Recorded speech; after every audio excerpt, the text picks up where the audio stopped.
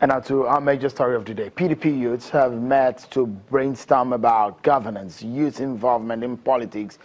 Well, the issue of the Not Too Young to Run bill, among others, came to the front burner. They say they are putting action to words by meeting stakeholders of different age grade with the purpose of achieving an intergenerational synergy.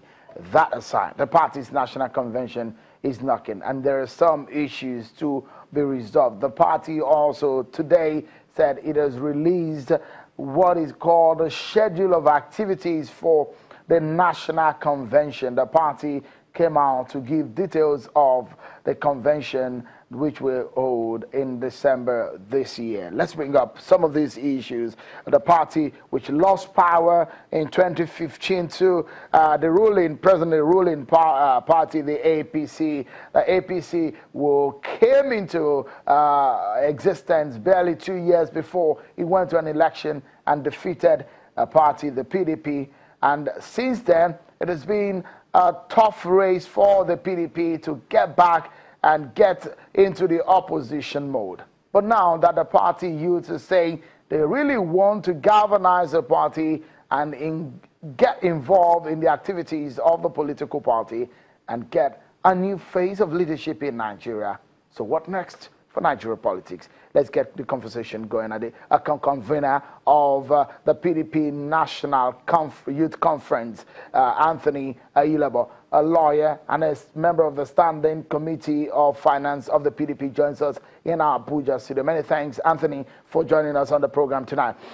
Let's begin with what informed the decision of your group or some of the youth that came together to say they want a sort of intergenerational synergy. Do you think, does your group think that the youth have taken the back seat in the affairs of the party? Sean, quite on the contrary, we have not taken a back seat in the affairs of the party. However, we have been, I think the PDP is one party that has given young people a lot of opportunities. At the conference today, we had time to introspect, look at the various people that PDP have given opportunities over the years. You want to talk about people like Donald Duke, Chukwemeka Chikelu, Ojuz Okalu, who were very young people when they came in, Dimeji Bankole. Those are people that the party had given opportunities at a very young age and actually blossomed and did quite well for themselves.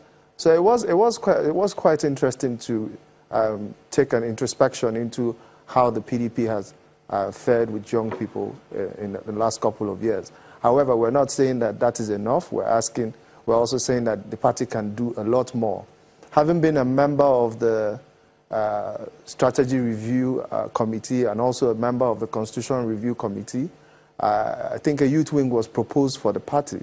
I don't quite know at what stage the youth wing is right now, because having looked at the memo emanating from NEC, we didn't find that particular clause included in the document that was sent to NEC for approval for the conference.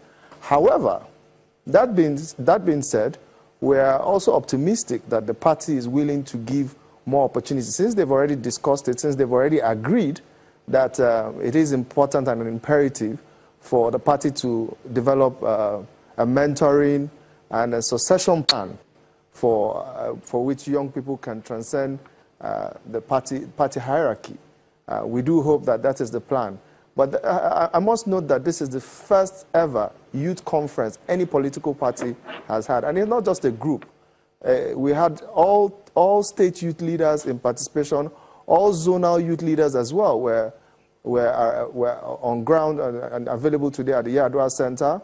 And we deliberated extensively on issues. And why we called it an intergenerational synergy, because we wanted to share the experience of all those that have risen through the ranks of the party. Not just people who have risen through the ranks, people who were young when they joined the party and have attained heights that we are proud of in the party. We are very proud of the achievements of someone like Molekata Konde, who was at the conference. We are very proud of someone like the former Minister of Works, who was at a very young age the Minister of State for Defense. So those are the kind of mentors we had hoped that people would be able to have a synergy with and have some sort of engagement with. You know, it's not every time the youths are given the perception that they are if I may quickly butt in aggressive. here, it's interesting to hear that youths in the PDP are coming up with this sort of idea. But, you know, when they say PDP and the word youth is mentioned, one thing comes to mind, that's a party that had a 60-year-old who was the party youth leader. Is this a kind of scenario that still plays out in your party, or simply things have changed? Well, Sean, the 60-year-old man who was youth leader happened a couple of years ago. But I'll also tell you that we, at that time, agitated towards the party, and we made very strong advocacy for having a young person. And quite glad that the party listened to us. And the next youth leader that we produced in the party actually is the youngest youth leader that we've had in the country. Okay, I think Kowa Party has a much younger youth leader. But at 30 years old, May Basira Hussaini was one of the youngest youth leaders this country has ever produced. And he did quite well during his tenure as a youth leader. And we do hope that moving forward, the party will give more opportunities. So it's not just to say that PDP had a 60-year-old youth leader. We had our last youth leader at the party was 30 years old when he became youth leader. But you can't say that for other parties who have 54-year-olds as their youth leader. But I mean, when you're talking about the intergenerational synergy, now it brings us to the issue of what some of your groups that have met at national convention, at meetings of the PDP, who have said there is so-called impunity in the PDP, where the older folk trying to drown the younger generation and trying to impose their own will above the will of the younger generation. Does that still really play out in your party? Well, that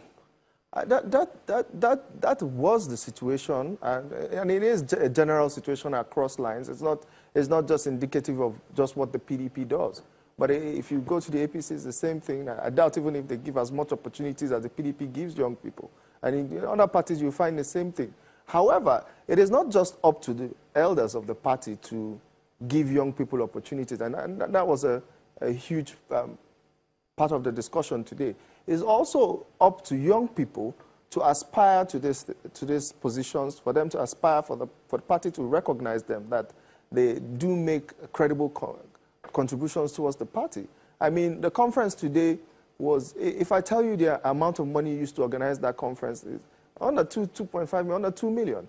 It shows that with little resources, we are able to organize something that is credible. And it was a very reputable. It's trending on Twitter right now with the hashtag PDP Youth Conference Live. So we've been able to use the resources. Anthony, just a moment. We need to take a break. But when we come back, the Not Too Young to Run, the PDP National Convention, and the chairmanship tussle in the party takes our attention when we return from this break. Join us again, everyone.